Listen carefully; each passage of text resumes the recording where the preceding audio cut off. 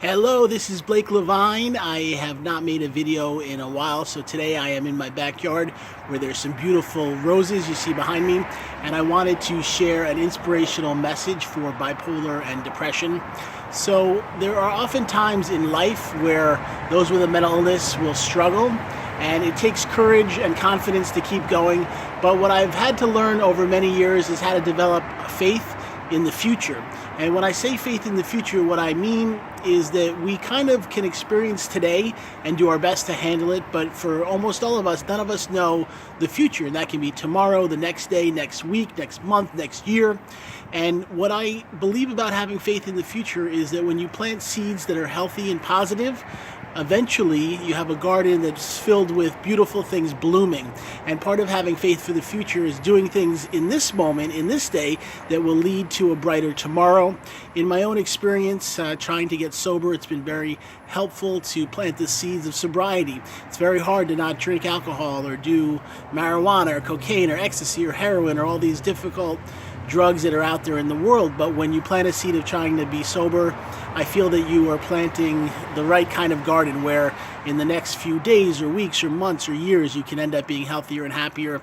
I have a daughter and son who I love very much, and I share with them the hard and long journey of trying to live a sober life.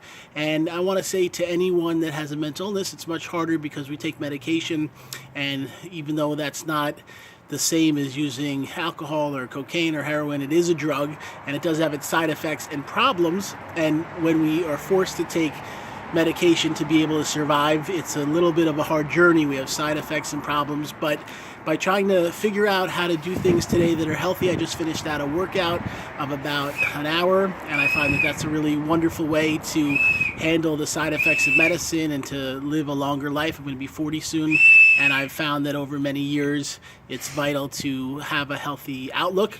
I have my son here. You want to say hi? I want some cake. You want cake? Is that good for you or no? You're going to have lunch first, okay? And then maybe we'll have cake another day. Can you say hi or no? So anyway, I'm coming back to just say to you today that I believe that there is an ability to have a brighter future. And sadly, the way the world's been for a long time, many of us are living with depression. Even if we never experienced it before, we have times where we don't know our future financially or emotionally or physically. And I figure that today you can have a message to plant seeds of hope for the future of your life. And even if you can't do it all at once, small changes are valuable.